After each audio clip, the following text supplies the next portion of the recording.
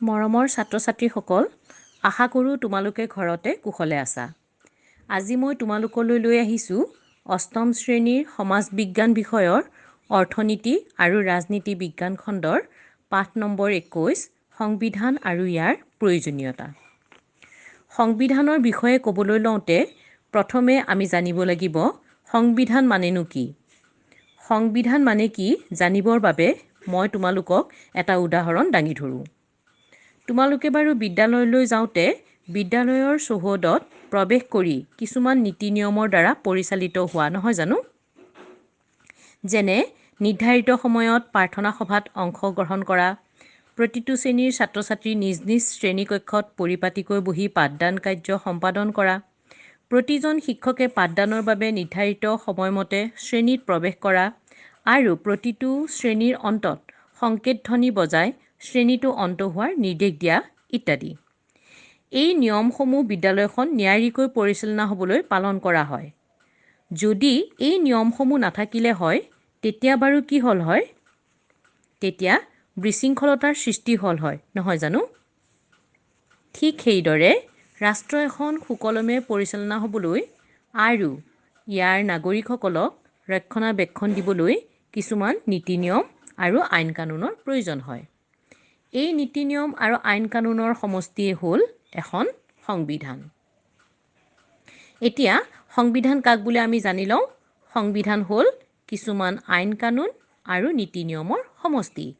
ইয়াত চৰকাৰৰ বিভিন্ন অংগসমূহৰ গঠন, ক্ষমতা আৰু কাৰ্যাৱলীৰ বিষয়ে লিপিবদ্ধ কৰা থাকে। গতিকে তোমালোকে বুজি পালা সংবিধান মানে কি, নহয় জানো? এতিয়া আহোঁ সংবিধানৰ বৈশিষ্ট্যৰ বিষয়ে। সংবিধানৰ বৈশিষ্ট্যৰ ভিতৰত প্ৰথমতেই সংবিধান হ'ল কিছুমান আইন আৰু নীতি নিয়মৰ সমষ্টি। এইটো আমি সংবিধান মানে কি তাতেই গম পাই আহিলোঁ আৰু আমাৰ বৈশিষ্ট্যৰ ভিতৰতো সোমাই গ'ল। গতিকে সংবিধান হ'ল কিছুমান নীতি নিয়ম আৰু আইন কানুনৰ সমষ্টি। দ্বিতীয়তে, সংবিধানৰ এই আইন কানুন আৰু নীতি নিয়মবোৰ সাধাৰণতে কি হয় লিখিত ৰূপত থাকে। পিছে অলিখিত ৰূপো এখন ৰাষ্ট্ৰত আছে। পিছলৈ এই বিষয়ে তোমালোকক জনাম বাৰু। লিখিত সংবিধান কোন কোন ৰাষ্ট্ৰত আছে আৰু অলিখিত সংবিধান কোন ৰাষ্ট্ৰত আছে এই বিষয়ে আলোচনা কৰিম। কিন্তু সাধাৰণতে সংবিধানৰ আইন কানুন নীতি নিয়মসমূহ লিখিত ৰূপত থাকে। তৃতীয়তে, সংবিধানে চৰকাৰৰ বিভিন্ন বিভাগৰ মাজত সম্পৰ্ক নিৰ্ধাৰণ কৰে।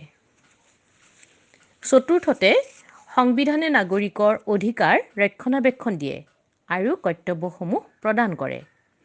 কোনো নাগৰিকৰ অধিকাৰ যাতে খৰ্ব নহয় তাৰ প্ৰতি সংবিধানে লক্ষ্য ৰাখে। এই অধিকাৰসমূহ দিয়াৰ লগতে সংবিধানে নাগৰিকক কিছুমান কৰ্তব্যও প্ৰদান কৰিছে। আমি প্ৰতিজন নাগৰিকে সংবিধানে প্ৰদান কৰা কৰ্তব্যসমূহ নিষ্ঠাৰে আৰু সততাৰে পালন কৰি ৰাষ্ট্ৰখন সুচাৰুৰূপে আৰু সুপৰিকল্পিতভাৱে পৰিচালিত হোৱাত অংশগ্ৰহণ কৰিব লাগে। পঞ্চমতে, সংবিধান পৰিৱৰ্তনশীল। সময়ৰ পৰিৱৰ্তনৰ লগে লগে সংবিধানৰো পৰিৱৰ্তন হয়। বাৰু তোমালোকে জানানে সংবিধানখন কেতিয়া কাৰ্যকৰী হৈছিল?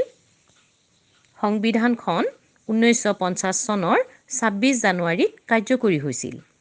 গতিকে সেই সময়তে ৰচিত হোৱা সংবিধানখন সময়ৰ পৰিৱৰ্তনৰ লগত কিছু নিয়ম নীতিৰ সলনি নহ'লে হ'ব জানো? নহ'ব, নহয় জানো? গতিকে কিছুমান বিশেষ প্ৰক্ৰিয়াৰ দ্বাৰা সংবিধান পৰিৱৰ্তন হয়। সংবিধান পৰিৱৰ্তন কৰা প্ৰক্ৰিয়াটোক সংশোধন বুলি কোৱা হয়। মনত ৰাখিবা, সংবিধান পৰিৱৰ্তন কৰা প্ৰক্ৰিয়াটোক সংশোধন বুলি কোৱা হয়। এতিয়া তোমালোকে কি কি পালা? সংবিধান মানে কি আৰু সংবিধানৰ বৈশিষ্ট্যসমূহৰ বিষয়ে গম পালা। এতিয়া আহোঁ সংবিধানৰ প্ৰয়োজনীয়তাৰ বিষয়ে।